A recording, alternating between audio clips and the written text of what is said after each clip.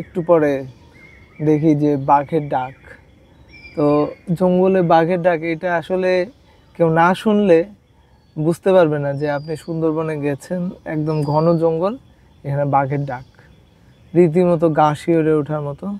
তো আমাদের সাথে যে গানম্যান ছিলেন ওনারা বললো যে আপনারা একটু সবাই একসাথে থাকেন, আমরা ফায়ার করব এখন। তো সাথে সাথে দুইটা ফায়ার করলো। সামনে যারা বসা ছিল এর মধ্যে একজন যে আমাদের কুক, সে দৌড়ে এসে বললো যে কাকু ওইটার উপরে একটা বড় কুকুর বা বানর কি একটা জানি বসে আছে। খুলে আমি বসা অবস্থায় দুইটা ক্লিক করলাম। ক্লিক করে আমার এটাও মাথায় আছে যে চেক করতে হয় যে ঠিক আছে কিনা সেটিংস। তো আমি যখন চেক করলাম তখন দেখলাম যে একটা ছবি ওঠে নাই। এটা হয়তো বাস্তব মনে হবে না, কিন্তু ইটস ট্রু। তো তখন আমি শাটার স্পিড বাড়িয়ে, আমি আইএসও বাড়িয়ে আমি অলমোস্ট 126টা শট নেই। ও যত দূর পর্যন্ত ওকে দেখা গেছে, ওর ভিতরে কোনো কোনো শট আছে শুধু লেজ দেখা যাচ্ছে, কোনো বডির অংশ, মাথা, দাঁত, অনেক কিছু যে যত পাইছি। তো পুরাটা বাছাই করে 3টা শট ছিল পূর্ণাঙ্গ বাঘের ছবি। প্রিয় দর্শক, আমন্ত্রণ জানাচ্ছি আরেকটি নতুন ভিডিওতে। শুক্রবার ছুটির দিন উপলক্ষে কণ্ঠী নিমপ্যাঁচার খোঁজে গিয়েছিলাম ঢাকার মিরপুরে জাতীয় উদ্ভিদ উদ্যানে। সেখানেই দেখা হয়ে গেল তানভীর আহমেদ ভাইয়ের সাথে।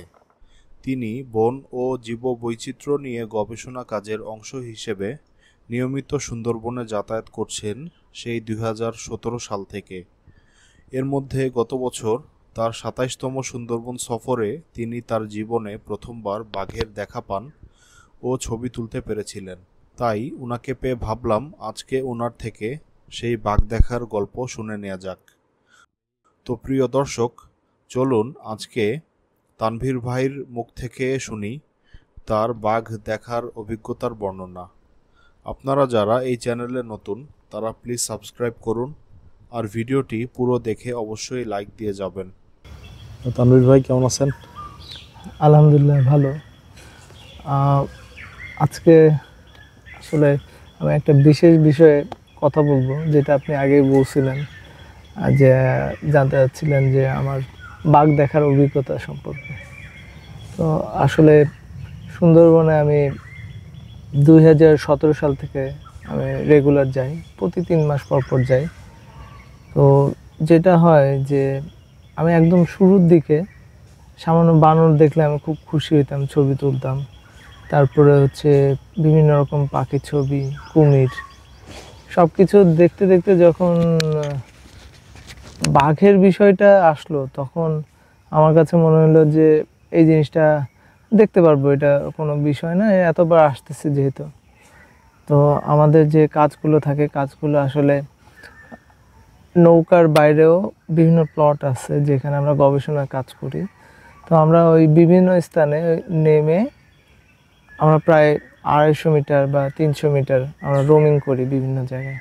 তো এই রোমিং করতে যাওয়ার পথে আমাদের বিভিন্ন জায়গায় পায়ের ছাপ, তারপরে হচ্ছে দেখা যাচ্ছে যে এরকম হয়েছে কোথাও একটা সিঙ্গেল হরিণের বাচ্চা পড়ে আছে, তার মাকে খেয়ে ফেলছে। তো এরকম ইন্টারেস্টিং জিনিসগুলো যখনই দেখতাম তখনই মনে হতো যে খুব সামনে মনে হয় বাঘ পড়বে। তো যত দিন যাচ্ছিল এরকম অনেক সিমটম দেখলেও আমরা আসলে ইয়ার কথা মানে বাঘটাকেই দেখতে পারতেছিলাম না।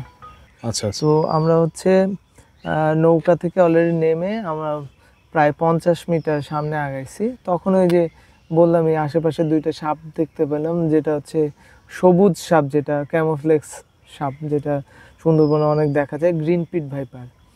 তো ওইটা ক্রস করেই যেই আমরা সামনে আসছি তখন বিকট বাঘের শব্দ, এটা শুনে আর কি এই অবস্থা।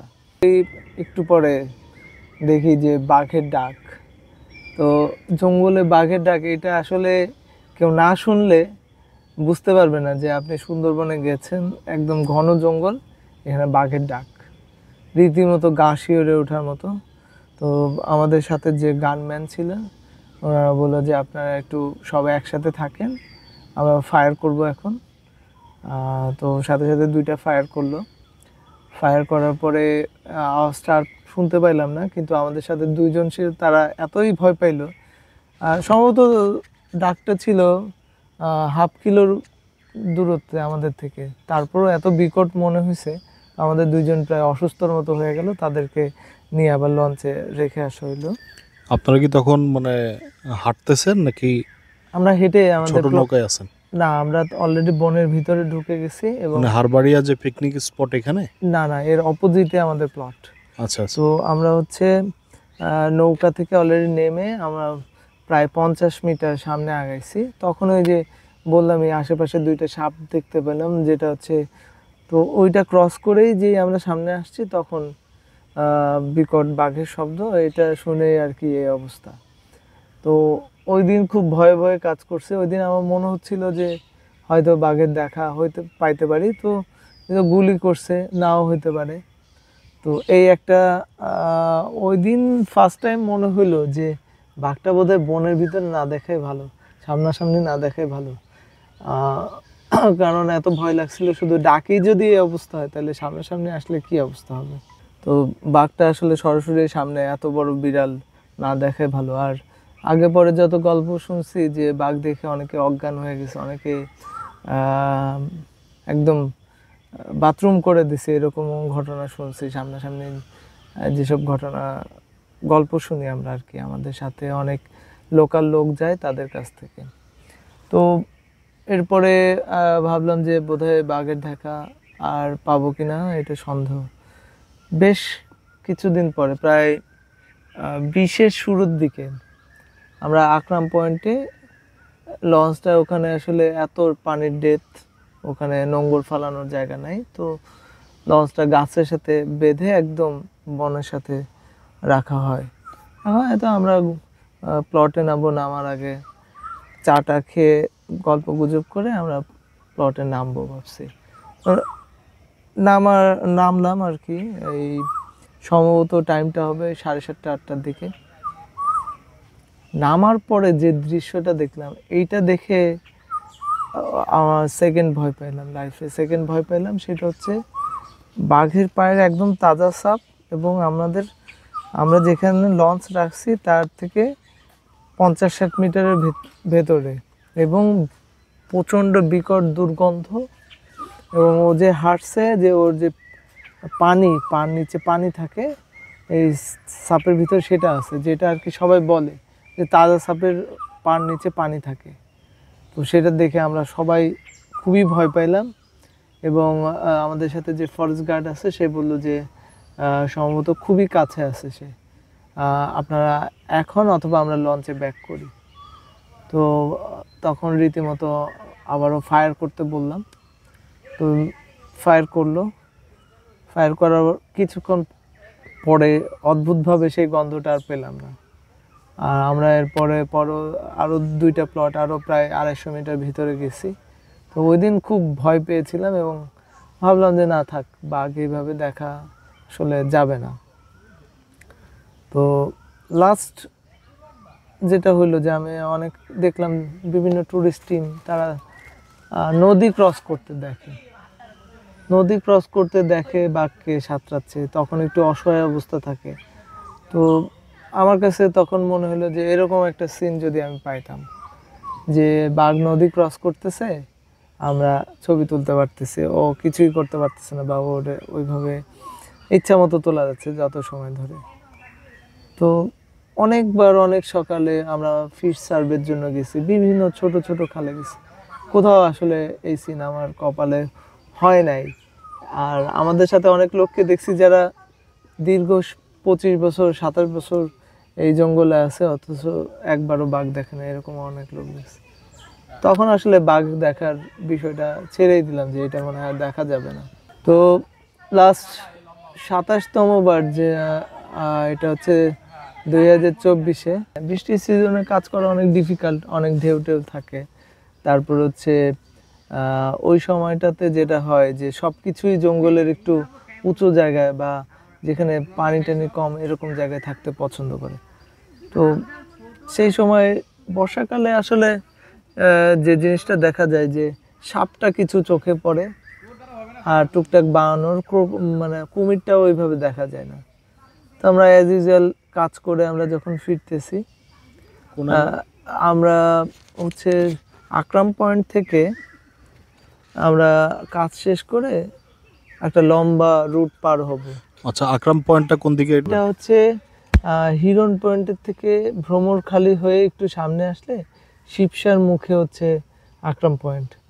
তো আকরাম পয়েন্টে আমরা আকরাম পয়েন্টে একটা ম্যাসিভ ইরোশন হচ্ছে, ব্যাংক ইরোশন, এই জন্য গাছের মধ্যে অনেক চেঞ্জ আসতেছে।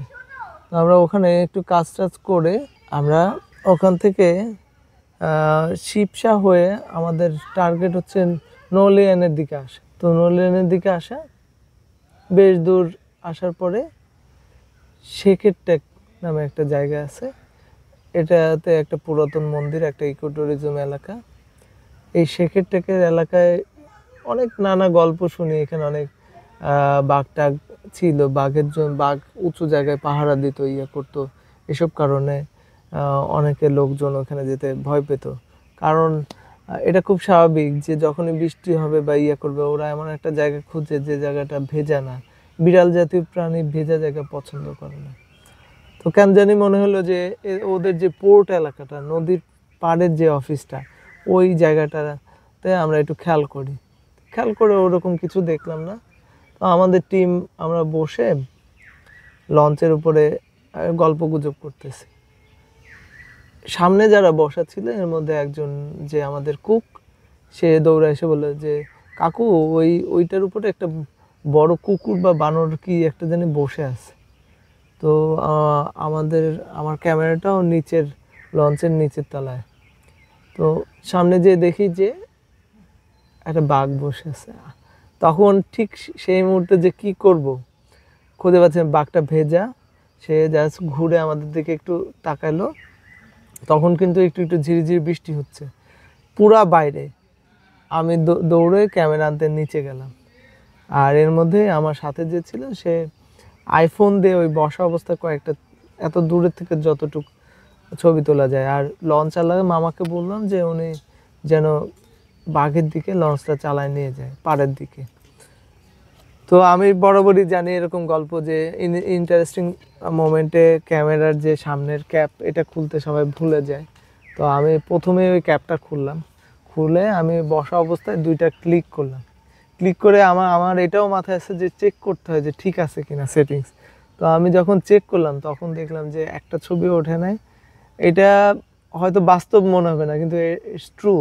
তখন আমার 700D, আমি হচ্ছে যে একটাই ব্যাটারি আমি চার্জে লাগানো ছিল, দৌড়াই চার্জারে চার্জ থেকে এনে ভরতে ভরতে সে বনের ভিতরে লাফ দেয়। দিলে আমার মনটা খুব খারাপ হয়ে যায় যে আমি সম্ভবত মিস করলাম এত বড় মোমেন্ট, আর কেউ মানে কখনোই পাবো না।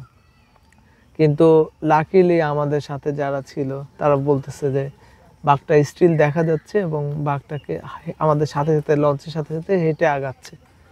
তো তখন আমি শাটার স্পিড বাড়িয়ে, আমি আইএসও বাড়িয়ে আমি অলমোস্ট 126টা শট নেই। ও যত দূর পর্যন্ত ওকে দেখা গেছে, ওর ভিতরে কোনো কোনো শট আছে শুধু লেজ দেখা যাচ্ছে, কোনো বডির অংশ, মাথা, দাঁত, অনেক কিছু যে যত পাইছি। তো পুরাটা বাছাই করে 3টা শট ছিল পূর্ণাঙ্গ বাঘের ছবি। বাঘটা বেশ বড়।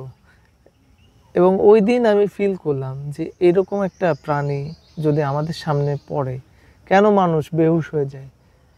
ওর আমাদের দিকে তাকে যে একটা ভেস্কি দিছে, এইটা খুবই ভয়ঙ্কর। এবং ওর যে দাঁতের বা ওর যে মুখটা রাগ হলে ফুলে যায়, এইটা আমি মনে করি যে কোনো মানুষ সামনাসামনি দেখলে সে এটা সহ্য করতে পারবে না।